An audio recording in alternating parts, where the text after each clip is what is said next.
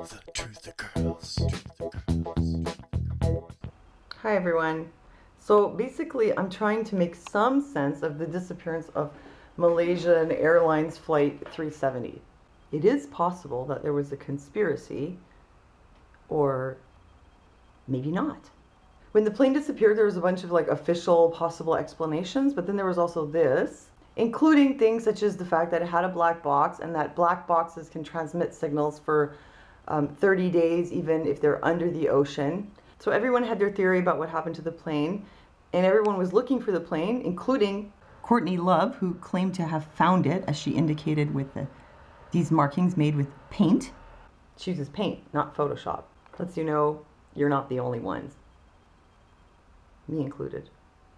And then recently this came up. Flight 370 passenger Philip Wood allegedly sends message from U.S. military base in Indian Ocean. This guy Philip Wood, who worked for IBM and was on this flight, supposedly sent a photo via an internet forum. And the photo looked like this. It was just black. However, you download the picture, you can look at the details. According to the EXIF data, it even gives the coordinates, which supposedly would place this picture as having been taken somewhere near the military base Diego Garcia in the Indian Ocean. There's a couple ways in which this could be fake. First of all, he says that he smuggled his camera by putting it up his butt. Like, let's say the plane is being taken over and they're being, ushered somewhere by the military. I mean, how is he going to find the time to put this thing up his, behind, and what, without even lubrication? However, I will allow for the fact that sometimes under extraordinary conditions, people manifest extraordinary physical abilities. I don't understand, why would the cell be dark? My husband says that they torture people by putting them in dark cells. I think that usually in places like this, the cells are lit, and if anything, there's a camera on the prisoner. So how is he able to do this, and why is it dark? Maybe it's just dark so you can't see him because, in fact, it wasn't actually him. And why is there cell phone reception there? Like, even internet service in the cell? So then you have to wonder, could this be fake? It's possible. Could you change the EXIF data? Well, according to this article, you can't unless you work for the government or you're a very experienced hacker.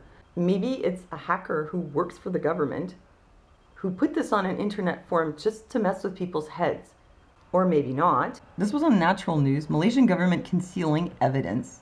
And according to this article, the Malaysian government has now admitted that there is sealed evidence that cannot be made public. So they admit they're hiding evidence, although we don't know what evidence they're hiding and why.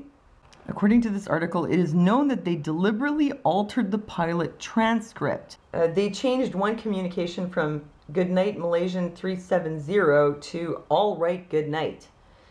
They changed that to try to kind of push the idea that one of the pilots was suicidal. I mean, they changed it, so why did they change it?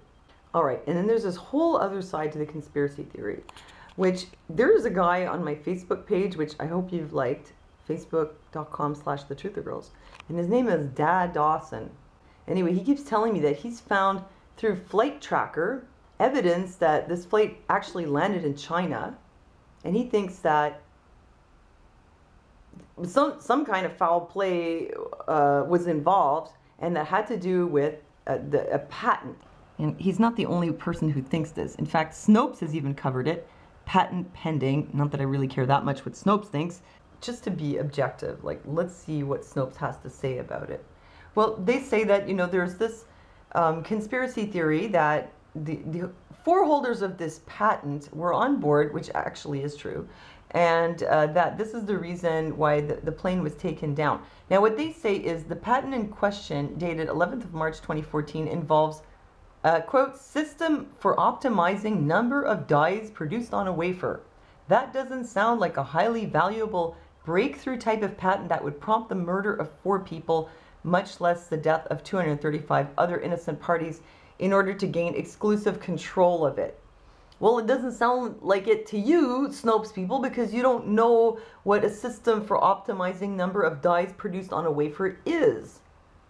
If you go to Freescale, the company that holds this patent. You'll see that what they make are things like microcontrollers, processors, analog and power management, RF, which I guess is radio frequency, and sensors. Basically things that the military can use. Maybe it's a wafer that the globalist elites would use as a kind of technology to implement the New World Order and control everybody on this planet. And another thing they bring up here is this rumor that Jacob Rothschild owns Freescale Semiconductor. Apparently, Freescale is a public company. Jacob Rothschild is a member of Blackstone's International Advisory Board.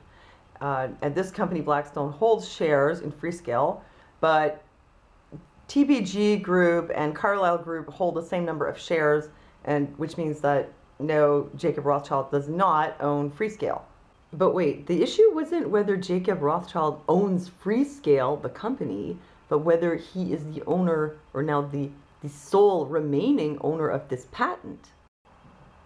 Here's an article on Before It's News. Rothschild takes down Malaysian airliner MH370 to gain rights to semiconductor patent, getting rid of those who stood in his way. Oh, it says, the British billionaire owns the company Blackstone, which in turn owns the company Freescale. And apparently there were a lot of Freescale employees on there. I think 20, not just those 4 patent holders, but it was like a whole bunch of people from Freescale were on this plane, and then they all died. It reminds me of when the whole Polish government got killed in a plane crash. At this point, I think it's safe to conclude that if you're working for a company and they ask you to get on board with everyone else from the company, don't get on board. Miss your plane. Here's another article. Rothschild inherits patent after 4 co-owners disappear on MH370 flight.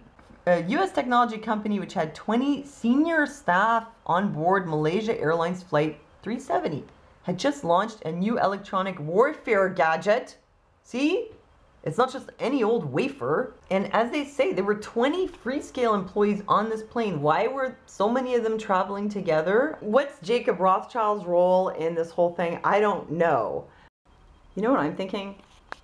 I don't know what Jacob Rothschild's role was in all of this and whether it was a conspiracy or not. But my hunch with the camera up the butt and sending the dark picture and the EXIF data and all that is, I think that that's fake. There's a good chance it's fake. I think that there's like psyops going on to make people who like conspiracy theories go nuts. And I don't think that he's really in Diego Garcia because his girlfriend is on CNN. Why would she be on CNN? Like if it was really a conspiracy, they'd probably be all hush-hush about it. They wouldn't be having his girlfriend there saying about how it was a conspiracy. And if you have any more information that could solve this mystery, then please let me know. And thanks for listening to me, and I'll see you next time.